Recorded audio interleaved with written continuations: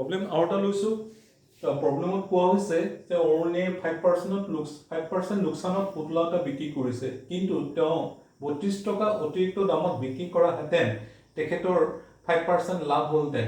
এতিয়া পুতলাটোৰ ক্ৰয় মূল্য কিমান হ'ব? এতিয়া মই অংকটো বুজাবলৈ যাওঁতে বহুত দীঘল হয়। পৰীক্ষাৰ প্ৰশ্ন কাকতত আমি যেতিয়া সমাধান কৰিম ইমান বুজাই লিখিব নালাগে, তেতিয়া ছুটি হ'ব। এতিয়া মই বুজাই লিখিলে এইটো অংকটো ডাঙৰ হ'ব। এতিয়া প্ৰেক্টিছ কৰিলে লাহে লাহে যিমান সৰু কৰিব পৰা যায় সেইটো চেষ্টা কৰিব লাগে। এতিয়া মই অংকটো কৰিছোঁ যে আমি সোল্ড প্ৰাইচ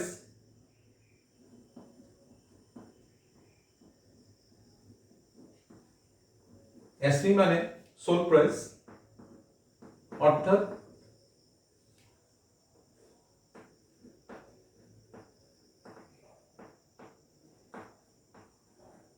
বেচা দাম, আৰু কষ্ট প্ৰাইচ চিপি বুলি কৈছোঁ।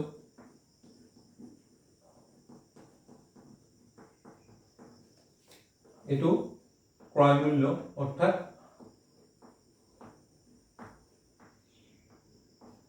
কিনা দাম। আমি অংকটো কৰাৰ আগতে আমি কোড কৰি লৈছোঁ। এতিয়া মূল সমাধানলৈ আহিছোঁ।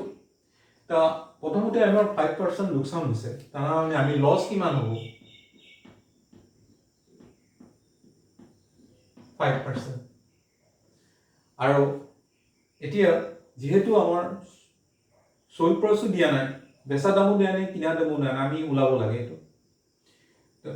এতিয়া আমি জানো যে লছত থাকিলে sold price is equal two কিমান হয়? 100 মাইনাছ লছ ডিভাইড বাই 100 ইনটু চিপি। চিপিটো কষ্ট প্ৰাইচ আছিলে, চিপিটো আমি ক্ৰয় মূল্য আমি এক্স বুলি ধৰি লৈছোঁ। এতিয়া এছপি কিন্তু কিমান হ'ব? 100 লছ আছে, 100 মাইনাছ লছ, তেনেহ'লে 100ৰ পৰা 5 আমাৰ মাইনাছ কৰিলে কিমান হ'ব? 95 ডিভাইডেড বাই 100। চিপিটো যদি এক্স ধৰিছোঁ তেনেহ'লে আমি 95 ইনটু এক্স। তেনেহ'লে আমাৰ এইটো ৰাখিছোঁ কণ্ডিশ্যন নাম্বাৰ 1। এতিয়া আমি এইটো ফাৰ্ষ্ট পেজ বুলি ধৰি লৈছোঁ, যিখিনি প্ৰশ্ন উল্লেখ কৰিছে। ছেকেণ্ড পেজত কি দিয়া আছে? যদি তেওঁ 32 টকা অতিৰিক্ত দামত দিয়াহেঁতেন, বিক্ৰী কৰাহেঁতেন, 5% লাভ হ'লহেঁতেন। তাৰমানে ইয়াৰ পৰা তেওঁ কিমান অতিৰিক্ত কিমান দিব? আমাৰ যিহেতু সোল্ড প্ৰাইচ ওলাই আছে 95 ডিভাইড বাই 100 ইনটু এক্স, তেনেহ'লে আমাৰ সোল্ড প্ৰাইচ আমাৰ কিমান হ'ব? Sold price is equal to প্ৰফিটত আছে যেতিয়া 100 প্লাছ প্ৰফিট।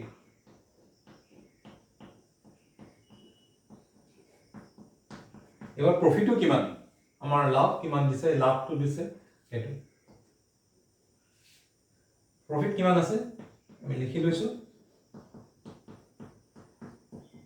5%। তেনেহলে 100 প্লাস প্রফিট, তেনেহলে 105 হ'ব ইনটু কস্ট প্রাইস। এটো সেপারেট করে আছে।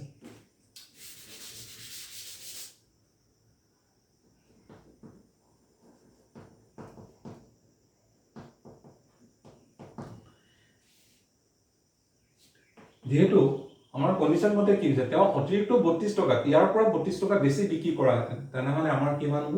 95x ডিভাইডেড বাই 100 প্লাস 32। অতিৰিক্ত 32 টকা বিক্ৰী কৰা হেতেন তেওঁ 5% লাভ কৰিলেহেঁতেন, তেনেহলে 100 প্লাস 5 105 ডিভাইডেড বাই 100।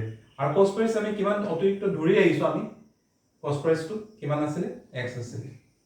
এতিয়া আমি যদি ইয়াত এলসিএম কৰো, লসাগু কৰো, তেনেহলে আমাৰ কিমান হ'ব? 100 আৰু এটো 95x প্লাস 3200। ইয়াত কিমান হ'ব? ইকুৱেল টু 100 ডিভাইডেড 100 তলত 100 হ'ব, এটো 105x হ'ব।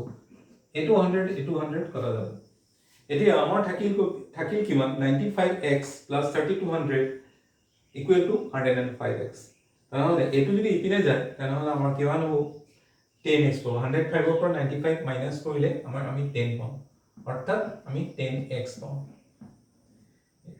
থাকিল কিমান 3200 থাকিল তেনেহলে x = এটো শূন্য শূন্য কাটা যাব থাকিব কিমান 320 320 তেনেহলে আমাৰ x টো কি বুলি বিবেচনা কৰিছিল কষ্ট প্ৰাইস তেনেহলে আমাৰ CP হ'ব কষ্ট প্ৰাইস হ'ব কিনা দাম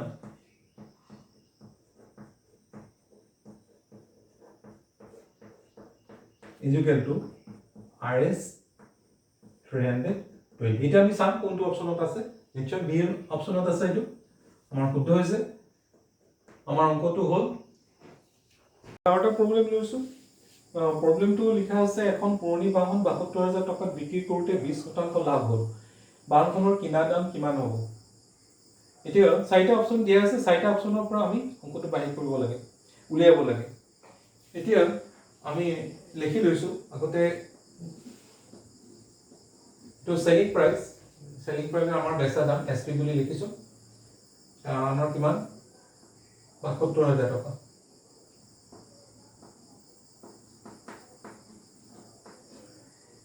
আৰু প্ৰফিট লাভ শতাংশ আমাৰ কিমান আছে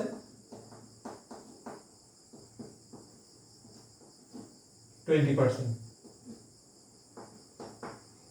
এতিয়া আমাৰ ফৰ্মুলাটো আছিল sold price = 100 plus profit divided by 100 into cost price তা sold price টো আমাৰ কিমান 72000 টকা আমি লিখিছো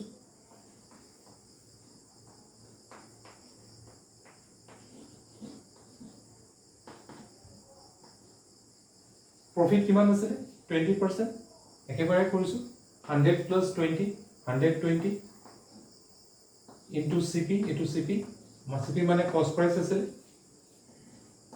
CP মানে আমাক বাহি কৰিব আছে cost price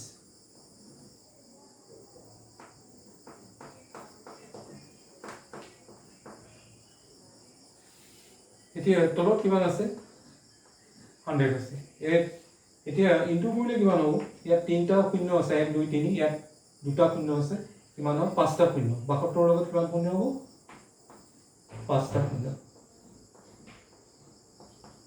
এতিয়া 100 into 120 into CP এটো 120 টো ইপিনে আনিলে কিমান হ'ব ডিভাইড হ'ব তেনেহলে আমি কষ্ট প্ৰাইস = CP মানে কষ্ট প্ৰাইস = কিমান হ'ব পাঁচটা শূন্য divided by 120 ইয়াৰ এটা শূন্য কাটা যাব বাৰ যাব ছবাৰ যাব 6 বাৰ 72 6 এটা শূন্য তাহলে আমাৰ কিমান হ'ব cost price = RS 60000 তাৰ আমাৰ কোনটো হ'ব ডি অপচনটো তো আমাৰ কাৰেক্ট এটা আমাৰ ডি অপচনটো কাৰেক্ট Thank you.